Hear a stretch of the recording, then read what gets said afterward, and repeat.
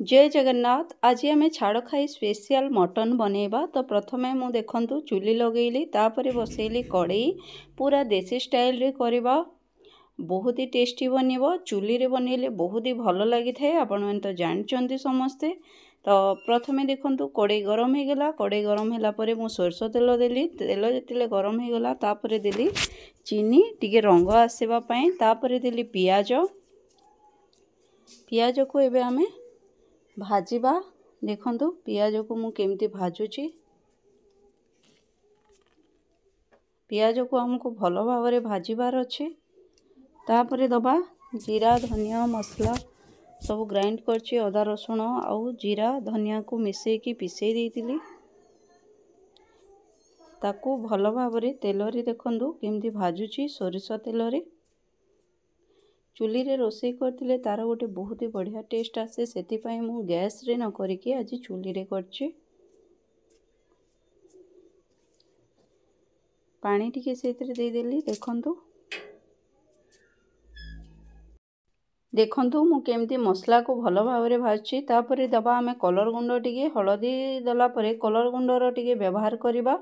आ ताको पुणी भल भावरे भाजिबा। आपण माने देखिके ही जानि पारुथिबे केमती मु मसला को भल भावरे भाजुची।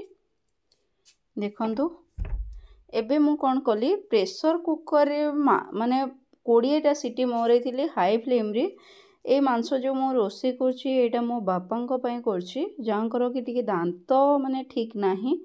तो सेथि पई मु 20टा सीटी मरैछि मांसटा पूरा परफेक्ट आकारे सिझिबा पई। तो आ गोटे कथा, मांस जदि भल भावरे न सिझिला टेस्ट भी आसी न थाए और डाइजेशन रे भी प्रॉब्लम होई थाए। तो मु हाई फ्लेम रे 20 रु 25टा सीटी मरैछि। तो आपण को केते परिमाण रो मांस सिझा दरकार आपण पसंद करंती, से हिसाब रे आपण प्रेशर कुकर रे सीटी मरेबे। तो तापरे देखंतु मु देई देली मसला, गरम मसला। तो आपण माननकु जदि मु रोषेई करूथबा पूरा देसी स्टाइल रे, गाउँली स्टाइल रे, साधा आकार मु मांस कसिले, देखंतु एथिरे कोनोसी गरम मसला रो यूज करिनी। पूरा जेमती गोटे गरीब घरे मांस तैयारी होई थाए, रोषेई होई थाए, ठीक सेही परि भावरे करिछि। पूरा साधा सिंपल। आ विश्वास करंतु एई भलिया साधा सिंपल रोषेई कले भी तार गोटे अन्य प्रकार रो टेस्ट थाए।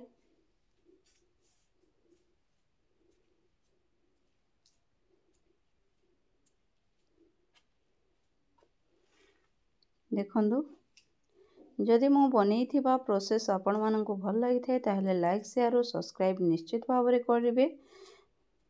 जय जगन्नाथ।